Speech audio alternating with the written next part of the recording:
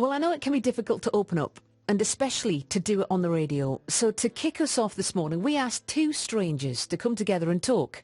Sit back and listen to Martin from Gateshead and Michael from Blythe. Perfect strangers until we brought them together to talk to each other about their mental health. Nice to meet you, Michael. Martin Bailey, primary school teacher by trade. In my 20th year of primary school teaching sort of now. I now combine working part-time as a primary school teacher at Lanchester EP Primary School in County Durham, along with running my own company, Animate Educate, where I work as a sort of primary computing advisor, primary computing consultant in schools all over the world now, and also recently... All over the world? All over the world now, yeah. I was working in Romania last week, and also recently started work as a lecturer at Durham University as well. So I have sort of many hats, but all within the world of education.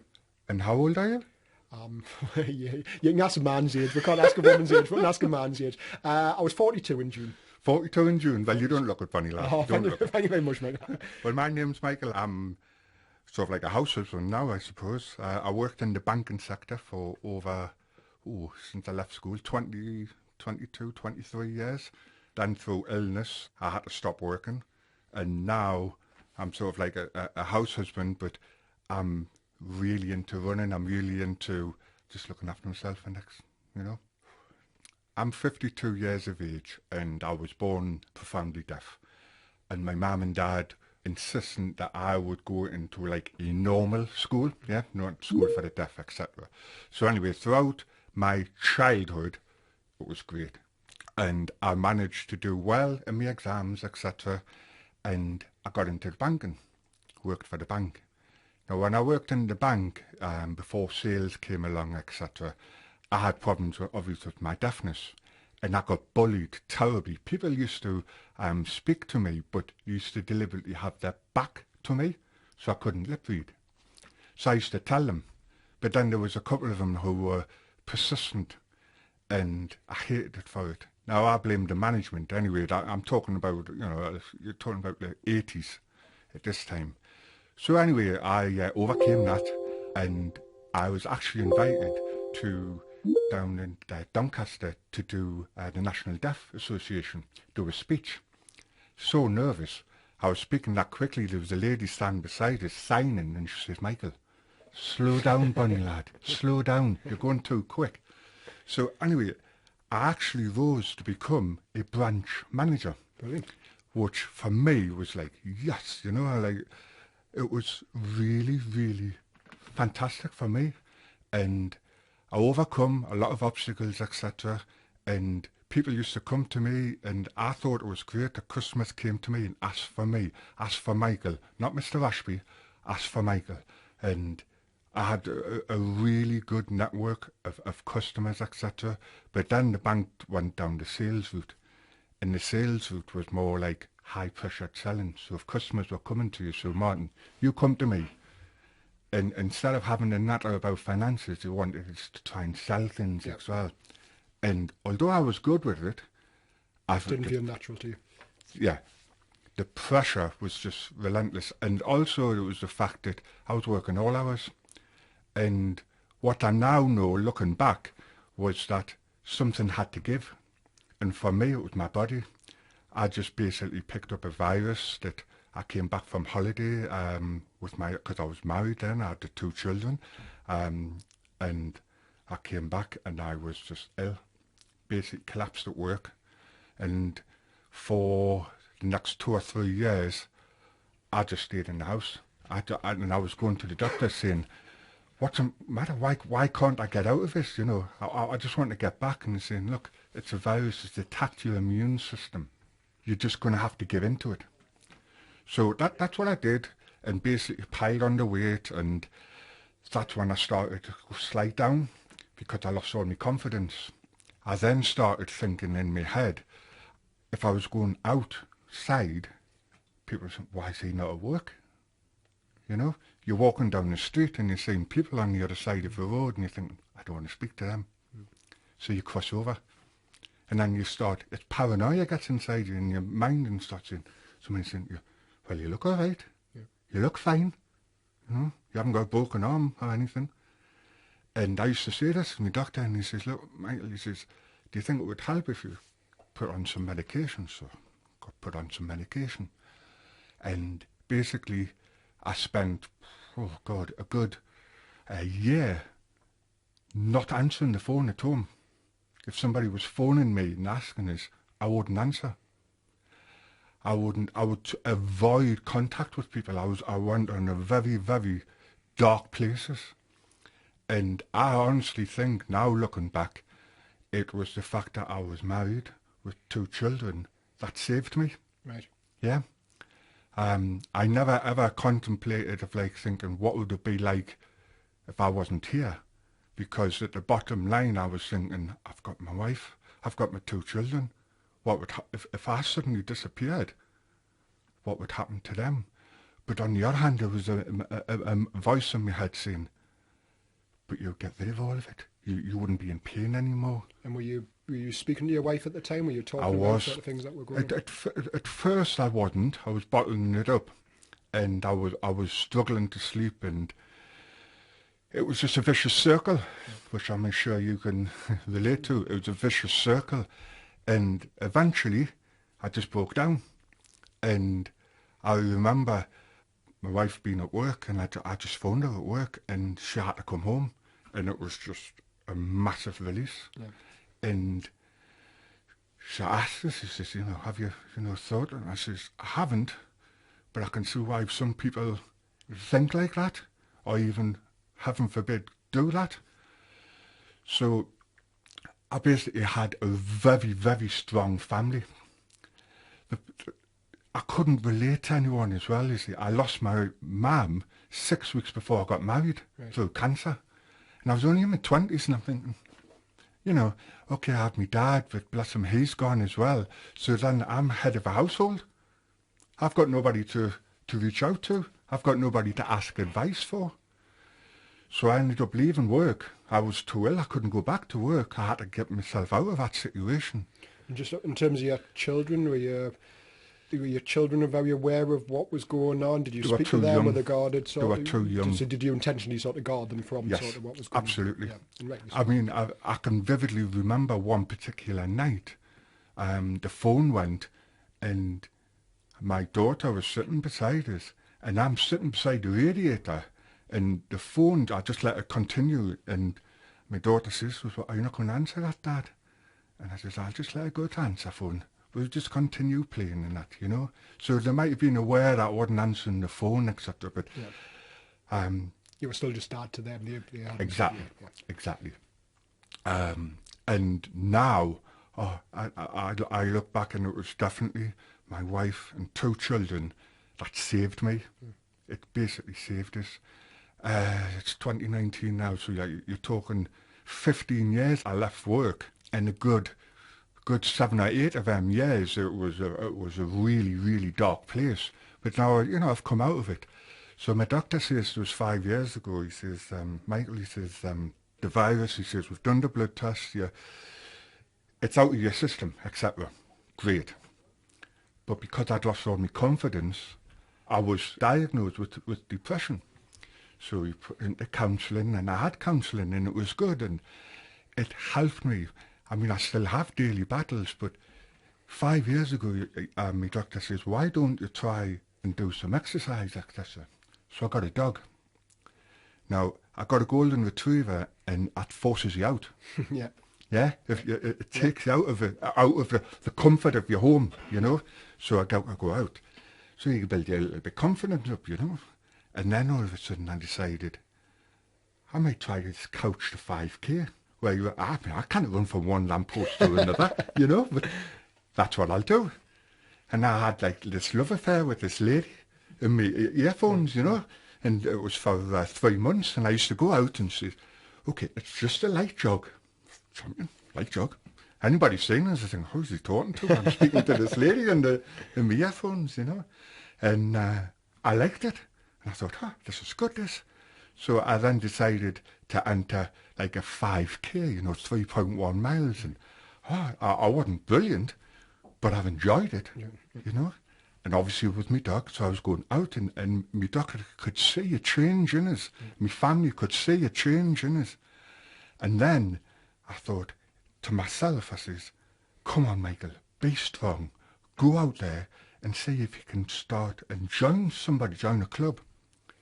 So 4 years ago, I made probably the best decision I ever did. And I joined Blythe Running Club.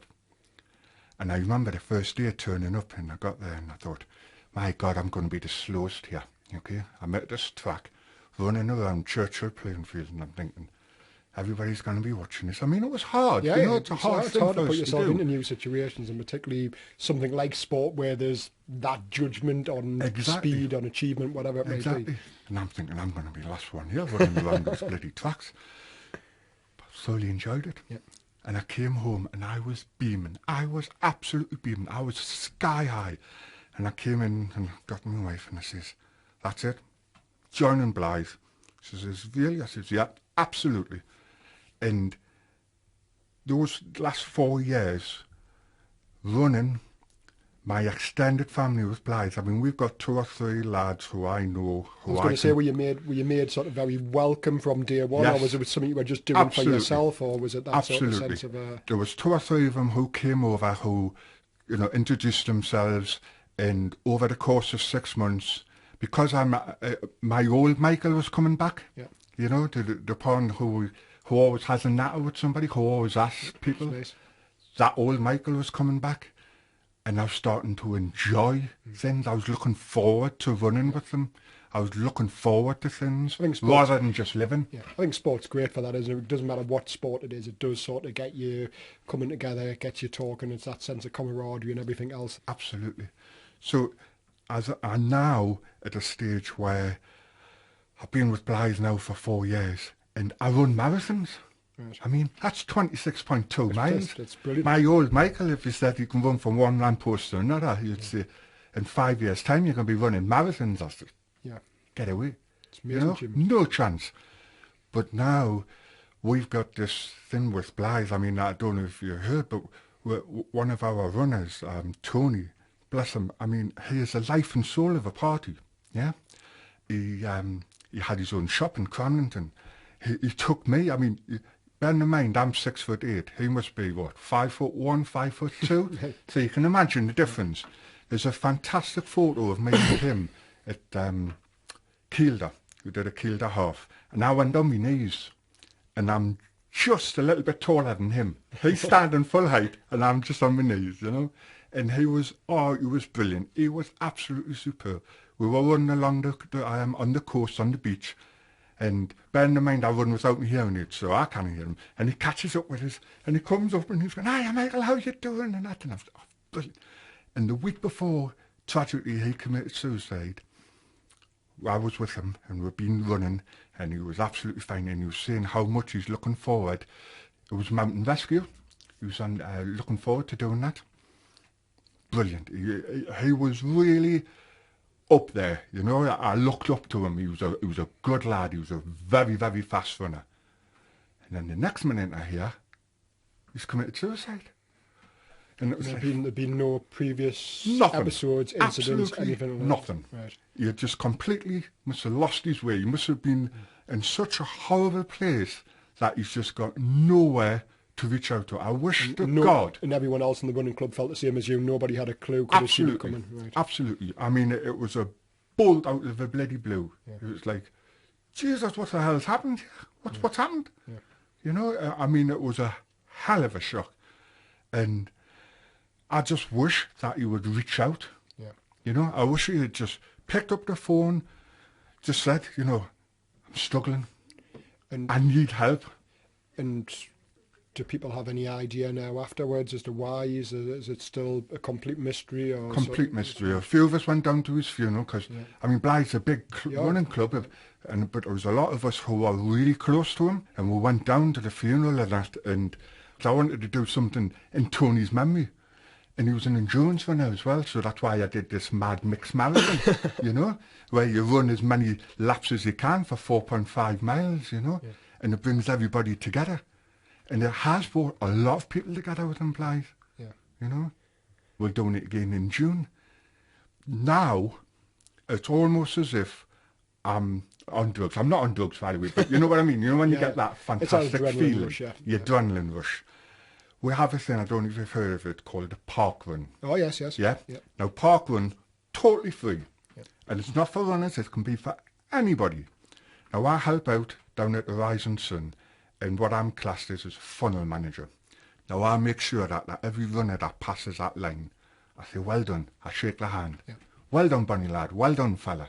And I get a real buzz from that. And there's people looking at us and saying, oh, thanks, Michael, thanks. Yeah. You know, because I try and split my time, because sometimes I go to Blythe to help. I mean, there's 8 or 9 different park runs.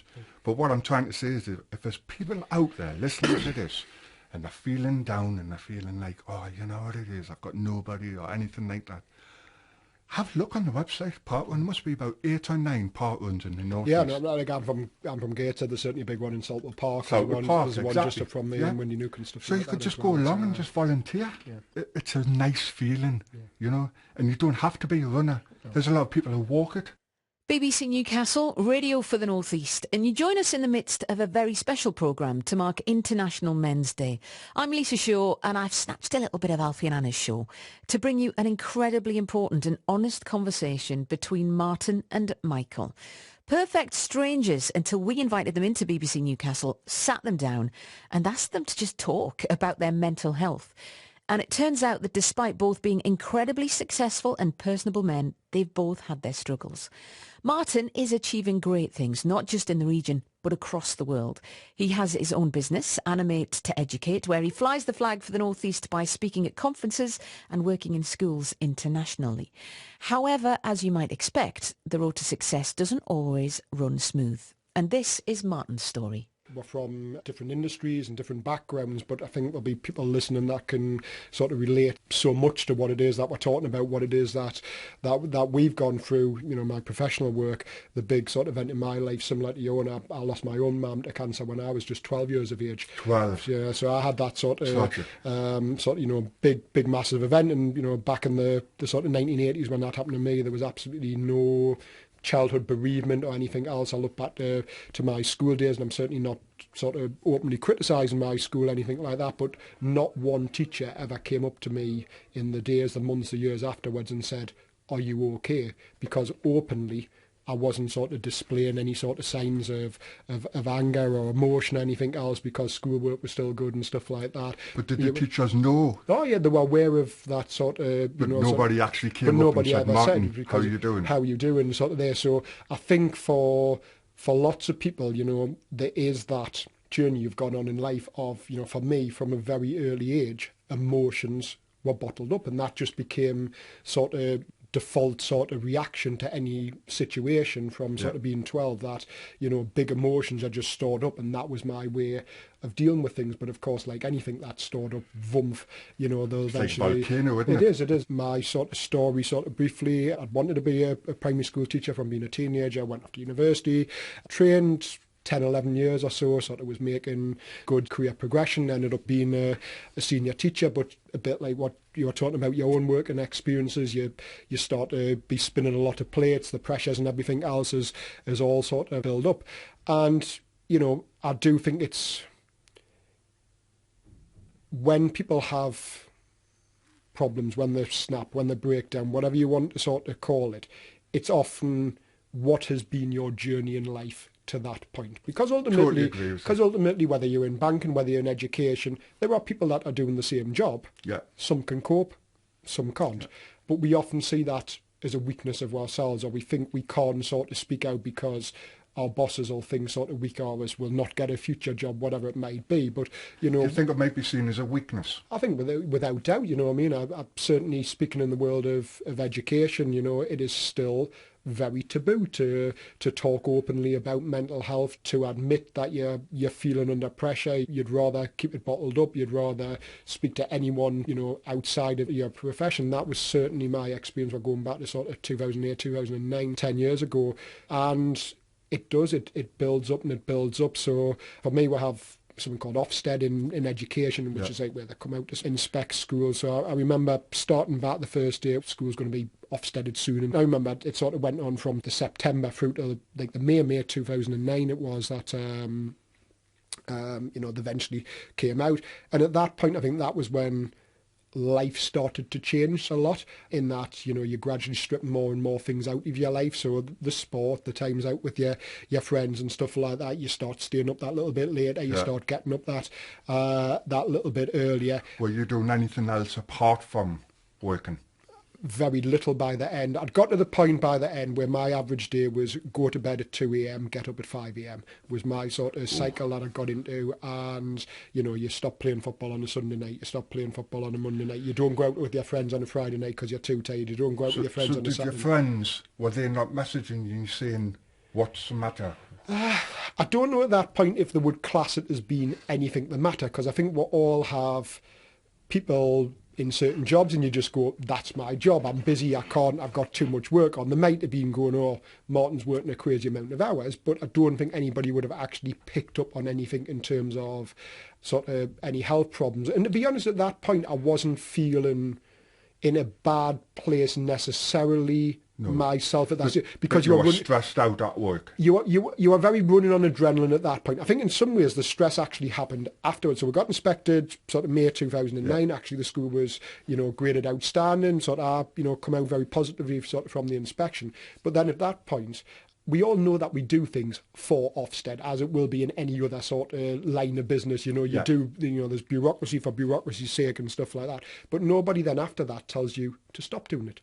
So then you're in this position, right, how do I actually claim back some time in life again? How do I get back from going to bed at 2 a.m, getting to bed at 5 a.m? I'd started getting like addicted to caffeine tablets to start getting through the days and stuff like that. And I think that was when the downward spiral really started. You know, I'd had 10, 11 years of being on that upward sort of progression, a bit like what you were talking about in the banking industry, where you're feeling good, you're feeling positive, you're going for the next move. And then I just felt really flat. It was like, how do I start to get any balance back in life? You know, people are going, oh, you know, come and visit our outstanding school, come and see our outstanding teacher. And I felt anything but, you know, I just felt down. You know, I wasn't necessarily putting the hours in to be in the position that I'd had been in the year previously, and just, you know, really started to spiral. Did you find that you were lethargic? Were you finding like you had no energy? Yeah, definitely. Certainly no mental energy, no physical energy, just really, you know, lacking motivation to want to get out of bed in the morning. It was really, you know, detrimental to sleep. You know, I probably in the end had best part of 18 months of being like nigh on an insomniac. So were you married, or I mean, I was in a relationship at the time. I'd been with somebody 3 to 4 years. Was she understanding? I mean, could she see the change in you? Was she saying anything to you? What probably contributed to things in the end is that when you're feeling really low, you need somebody to pick you back up again. Absolutely. And actually, sadly, at that point, we were both at a very low place in life. And when you're at that low place in life, if other people in your life, actually, sadly, anxiety and depression is one of the most contagious things I tend to find, because you want to be there for that person, but you can't be. You're wanting somebody to be there for you, but they can't be. So there was nothing premeditated for me when it come to the point, because actually on my 33rd birthday, it was June the 22nd, 2009, I came close to taking my own life. And there was nothing premeditated in so much that I'd never taken an overdose, I'd never physically harmed in any way or anything in the months beforehand, but I probably had several weeks, several months where I was literally going to bed, almost crying myself to sleep, sort of literally almost praying that I didn't wake up the following morning, because I just didn't want to face another day. I couldn't see any future, any direction. So basically you were rock bottom. Yeah, rock bottom.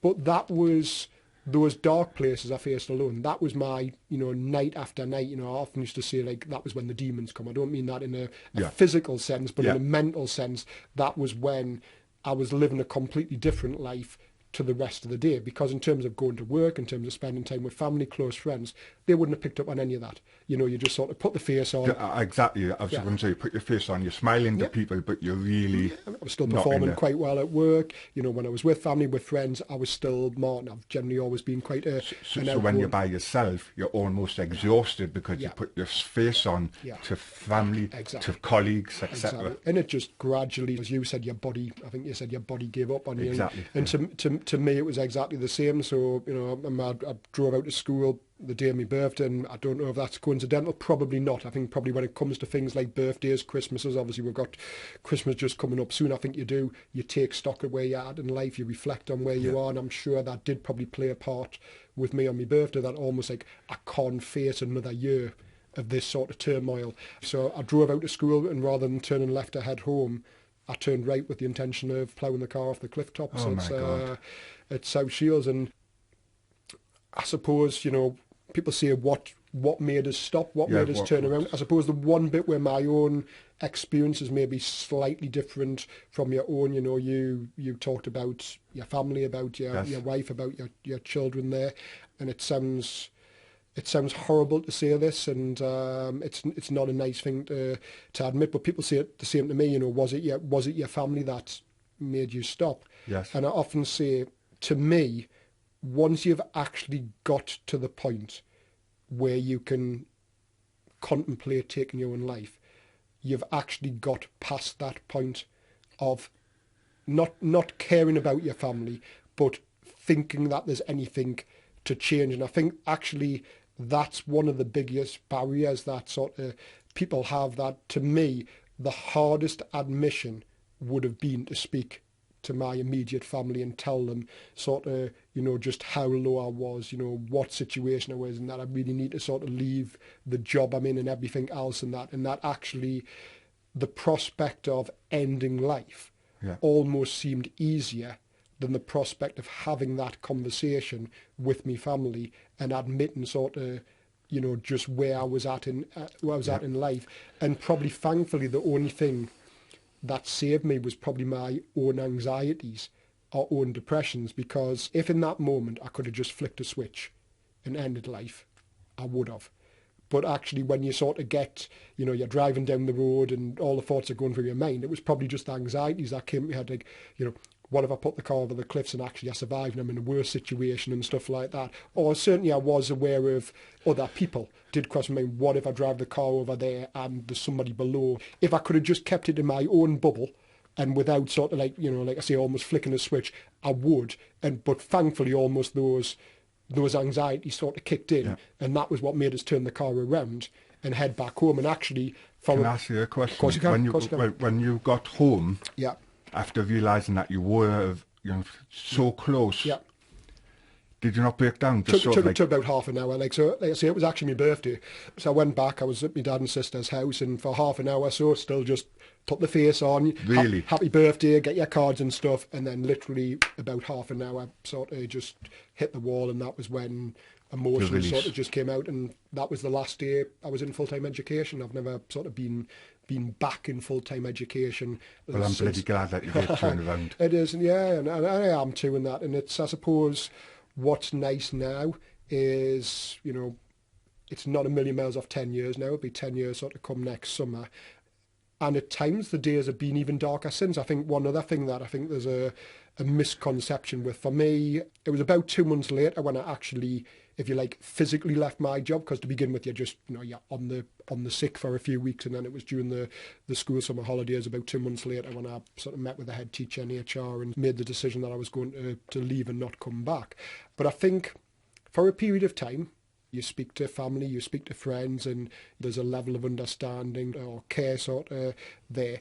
But then I think a lot of people think, because you've left your job, I don't know what the thing was, they almost think like, like a flick's been switched, and like, that's it, you're better now, you left that job. And I certainly don't want to be here criticising my employer. That's not what I'm doing. It was a trigger for a lot of emotions, but I brought my own journey to that point in life, and it was my own journey that ultimately led to me being in the position I was in, rather than necessarily specifically anything about what was happening in work or about those particular people and employers and that. And I think that's where then things are harder for you, because you maybe get a little initial level of support, but then very quickly people just default back to like, Martin's fine and sort of everything else. It's a default mode, isn't it? Yeah, it is, isn't it? It's still a constant, even 10 years on, it is still a constant battle, a constant journey. Like you, I did about 6 months of cognitive behaviour therapy in the months afterwards, and I still even now. Did that help? Yeah, massively. And I probably, it's not like an immediate fix. No. But I look back and, even in the last few weeks, there's times I've really adopted sort of strategies that I learned sort of nigh on 10 years ago to get through situations in life. But in some ways, the year or so afterwards, it sounded maybe similar for yourself, the time immediately after leaving banking was potentially tougher than the time leading up to the moment you left. And I certainly found that, because I walked away sort of from teaching in summer 2009. I literally didn't know where my next pound was coming from to sort of pay my mortgage. And those are the type of things that I think make it very hard for people to speak out, whether it be speaking out to friends, speaking out to family, or making tough decisions like leaving your job. I was lucky in some way that I didn't have dependence sort of there. It made my situation maybe slightly easier than for some, but that was all I'd ever known. I'd sort of went to university and worked, and that was the only profession I'd ever been in. So the idea of walking away from your job thinking, what the heck am I going to do in life? How am I going to have a future? And, things like for myself, it was the fact that, my father had helped to support me, to put me through university and everything else. And, we all have that sense of pride and that wanting to please our parents and everything like that. Absolutely. And the idea that you suddenly go, I'm throwing this away, that you sort of put there, and literally not knowing what else I would do. I had about a year or so where I was just doing supply teaching and, just trying to earn a little bit of money to at least stay afloat. And then it was about a year later that life sort of changed and went in more positive directions. That's Use of really technology in good to hear education. I just thought, if I don't give this a go, I'm always going to regret it. So I had this idea. So I started my own company called Animate Educate. The idea of being doing animation, green screen, movie making and stuff like that, things that didn't happen as a norm at school. And that's now about 8 years old, that business now, and it's grown, developed, diversified. Wow, so brilliant. now I work schools all over the world, sort of work with teachers all over the world, speaking at conferences and, write for the educational press. I've become a lecturer at Durham University. So certainly, if you'd asked us to foresee a future 9-10 years ago, I almost couldn't sort of see any light at the end of the tunnel. Ending life seemed like the only way forward. A little bit like you, through the running, sort of used sport as a vehicle to try to get particularly men in education out there talking, sharing their experiences. So it came about, a gentleman I know called Nigel Kane, and he was speaking at an event a couple of years ago, and he shared this book called Striker Boy. Turned out that the author of the book was a guy called Johnny Zucker, and Johnny had been a primary school teacher himself, who then became a children's author. And sadly, after battling depression for about 20 years or so, Johnny took his own life a few years ago. So Striker Boy was sort of republished and reprinted on a not-for-profit basis, with the proceeds going to Mind. Big football fan as well. So to begin with, I bought 100 copies of the book. And what I did, like every school that I visited in the next year or so, I left a copy of the book. Right. But actually what that enabled me to do was have a conversation around mental health and break that taboo, because I could go into a staff training session, whatever it might be, and say, oh, look, just before I go, here's a little present for you, could tell the story of what the book was about. And actually suddenly you've got somebody in education putting mental health on the table and talking about mental health. So, really good, it's given the platform to break those taboos, to put mental health on the table, to get people in education talking about emotions, to get men sort of coming together and sort of speaking about their feelings and that, and see so much synergy between what you do through the running club. It is shocking that often we can't sort of see past people. We see people as being happy and you successful. sometimes think that, I mean, obviously we all have bad days, etc., but sometimes it's okay not to be okay. Massively. A phrase that sort of gets pushed, which I agree with, is ask twice. People ask us all the time. We all have friends, acquaintances, colleagues, how's your weekend been? How are you? Absolutely. And we're passing in the corridor. Oh, fine. But if you have that little bit doubt, just go, but are do you you not sure? think it's almost, you've got a genuine interest? You can pass people and say, how you doing? Fine. Yeah.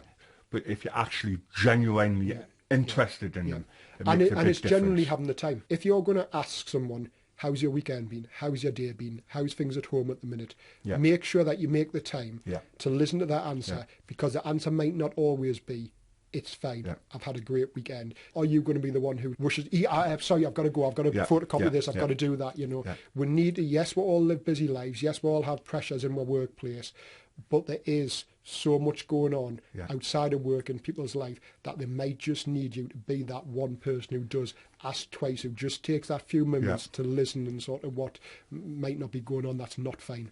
Tuesday morning, it is the 19th of November, BBC Newcastle, Radio for the North East. It's 17 minutes past 10 and you join us in the middle of a very special programme to mark International Men's Day, to encourage you to talk. Shortly, we'll be welcoming a number of fellas from all different walks of North East life into the studio here to talk about what it's like to be a bloke in the North East in 2019. It's a shocking fact that our region has the highest rates of male suicide in all of England and Wales. Some of that is blamed on the fact that men just don't talk about their feelings. They don't open up. So we're bringing you an incredibly honest and open conversation between Martin from Gateshead and Michael from Blythe. Their paths had never crossed before. That was until we invited them into the studios here at BBC Newcastle to talk to each other about their mental health. You know, what I found really strange was that a couple of the lads who know me really well in Blythe, they could tell by my answers that they were asking us whether I was good or not, whether I was feeling okay. Yeah. You know, and after one particular training run, one of them got in touch with us and I was amazed. He says, "You just weren't your normal self, were you?" Yeah. And my old Michael would have said, "I'm fine. But yeah. I say, "Oh yeah, you know, it's because of this, because of that."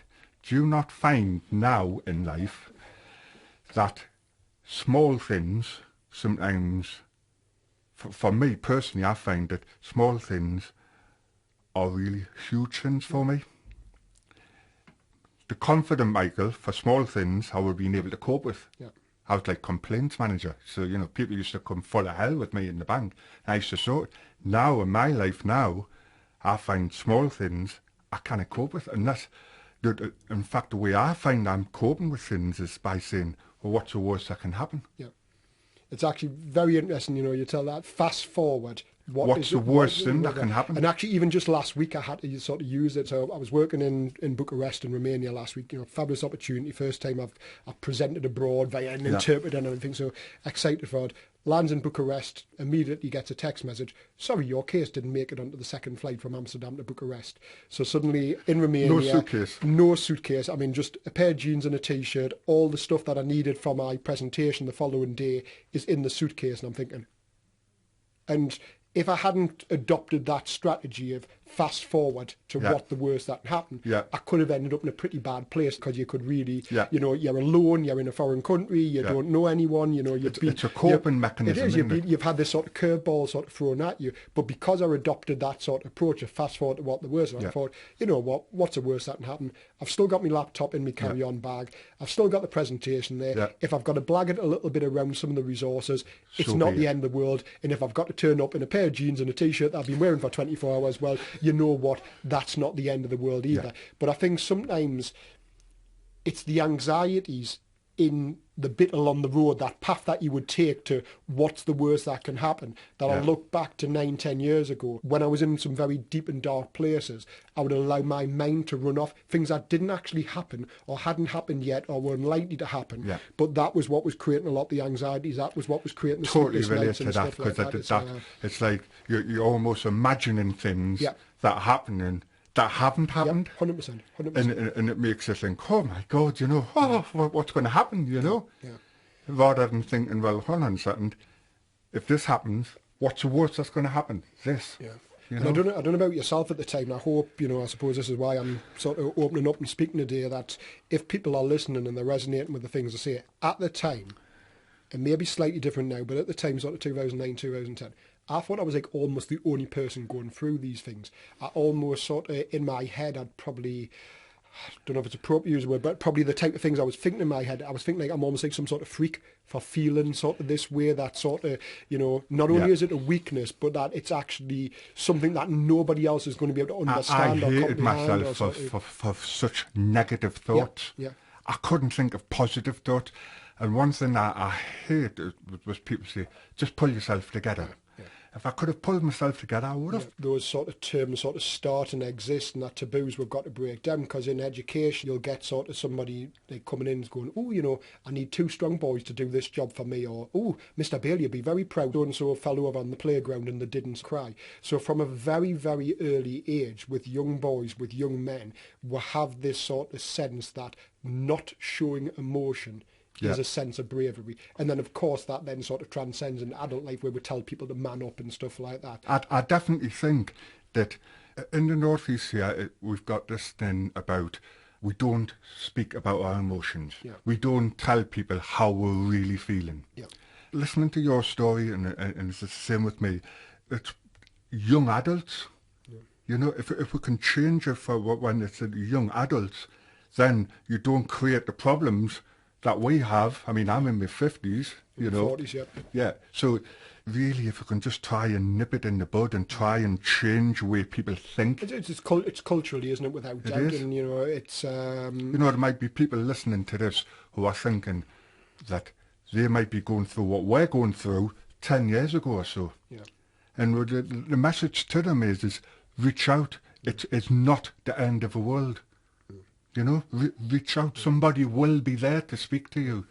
And it's that massive, massive, massive decisions in life.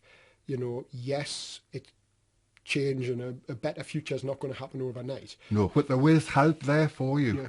You know, I remember sort of seeing a video. I'd been on a course at the time. It was meant to be like a leadership management course, and I felt like, you know, anything but taking those next steps in career at the time. And he was basically, you know, what would you change? What would you change? And like one of them went, I'd quit my job.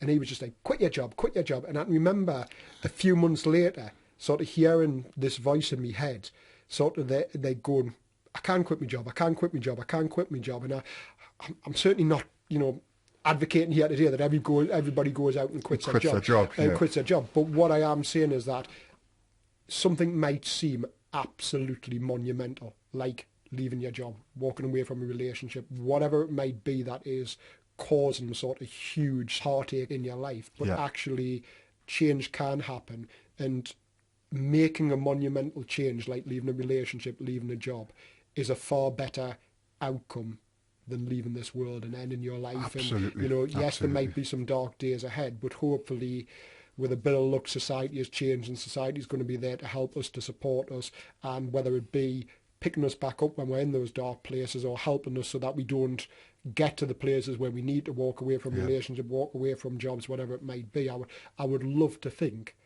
that the world is a slightly better place than what it was sort of 10 years ago when we had sort of some of the battles that we had. And I mean, you know, me and you are talking here now, and if we can help people that are listening, even if we've just helped one person from making that horrible, terrible decision, then it makes it all worthwhile. It's about awareness, you know. And absolutely. You sometimes do get caught in a little bubble that you think it's only you, and it's probably only in the last 10 years. We're meeting people like yourself. You realise that, you know, there are so many people going through what you do. You know, we hear this magical figure of 1 in 4. Well, actually, from what I understand, that's a very dated statistic, and that, you know, more common belief that I believe in more is that, you know, close to 1 in 2. You know, nearly every other person will go through, you know, some degree of, you know, mental health difficulties in their life. They might not be quite as extreme as what you and I have been through, but almost 50% of people will relate to some extent the type of things that we're talking about. And, you know, we've got to break down those sort of taboos because,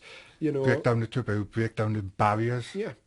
Again, it costs nothing to be kind to people. No. You know? It costs nothing just to say, how are you doing? But actually genuinely ask how they're doing. Yeah. And I'm very lucky now. I'm in a workplace where I have a very understanding, considerate head teacher who I feel comfortable and confident that I can talk to when things are not right. You know, are you in a relationship, or are you? I'm not at the moment. There might be a future lady listening to you. Sorry. Hey man, Michael, it's not Tinder.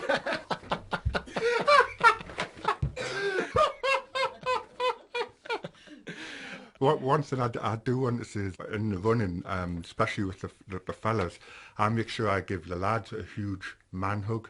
Come here, bloody big man hug, and he loves it, you know.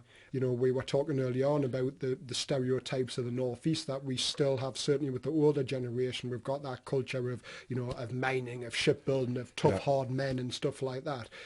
The toughest, hardest men are the men that show the emotions, who speak out, who talk to people, who ask for help. Absolutely. And that. And again, it's... But do you not think some people see that as a weakness, though? Oh, without question. And I think sort of within the workplace, there is still a culture of like that is seen as a weakness. And yet what I've also discovered, and I take a lot of strength from it because I would like to think my own situation there, the people that I've had contact with in the last 10 years who have battled mental health, often the people that work the hardest are the people that dedicate themselves to that job, who go that extra mile. And that's why at times the breakdown, because, you know, they're spinning far too many plates. You don't think it's like conscientious? It's down to the type of people that you are, isn't it? Yeah. I mean, if you're sensitive, conscientious, so you try your hardest at work. Yeah. Certainly to any employers out there, that would be my message. You know, if somebody's putting in an application form that they've, you know, they've had mental health issues, well, you know what? Don't treat that as an issue. If somebody's writing that they've had mental health issues, I'd hazard a guess it's because they've worked damn hard in their job and they've tried to go that extra mile and sort of. They're being honest, and I bet they'll probably be the best employer.